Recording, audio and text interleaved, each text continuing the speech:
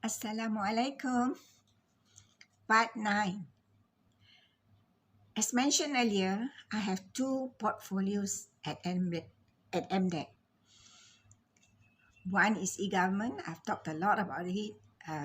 Connecting governments, online government, doing business using online transactions with the government. The other is telehealth, online health. It is more specific for the hospitals and clinics. When we did a telehealth, we have to look at a number of things that makes it able to integrate when between hospitals and clinics. So one vital important aspect of telehealth is to do the specifications. Specifications is like you have a standard in terms of the hospitals that we want to integrate, and also the clinics that we want to integrate. So we started developing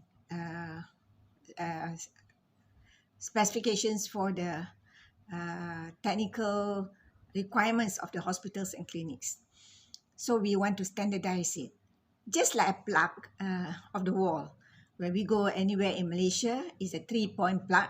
So they have standards for it, like what Serum is doing. So we want to develop standards for telehealth, so that when I walk into hospitals, I will have the same, I can actually access my record elsewhere, so it has to be integrated. So we developed the standards, and it has been used for MOH. One example is like name. People's name can have 40 characters, 50 characters, 20 characters. But we standardize it to 40 characters. So if you have longer, then it will be truncated. But at least for the 40 is a standard specs that we have designed for it. And many more. All the codings, the name of the medicine, the doctor's abbreviations, everything has been put into the specifications. One example of integration that we managed to do was the Hospital Putrajaya and Hospital Putrajaya and Clinic Putrajaya. So when you walk into the clinic, the next time you go to the hospital, your record is connected. So we were trying into many other hospitals within the Klang Valley first. It was very challenging. Initially, the doctors didn't like it because more work for them. They have to input. While talking to the patients. They said they have many patients, especially government hospitals and clinics. How do they want to do the input of names, or the whatever diagnosis that they were whatever they were asking the patient, they have to write it down.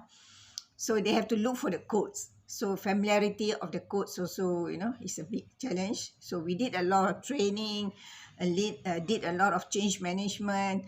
We even helped the nurse how to type in for the doctors after work.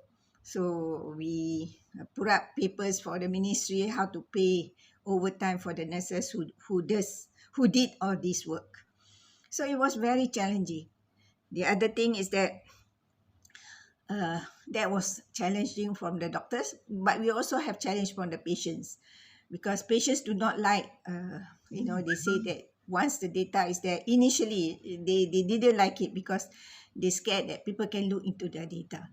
So consent, we developed consent letters, a lot of very interesting development. So all in all, telehealth started well, and I think now it has even got better because the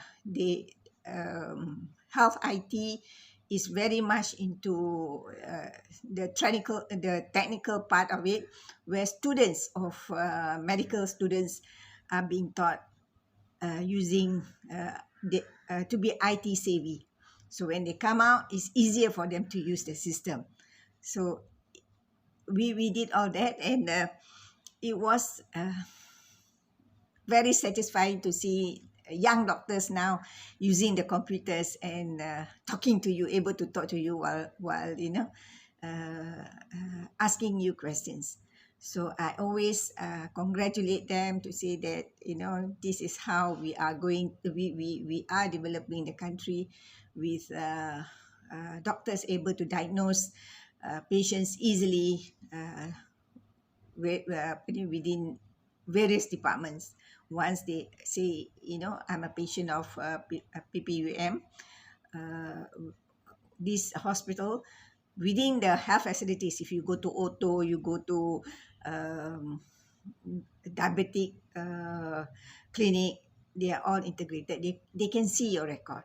So it helps in the uh, in giving good services to the patient. So we were pioneers in that, and we and see you in the next video where I talk about other things that we did in managing telehealth and EG. See you.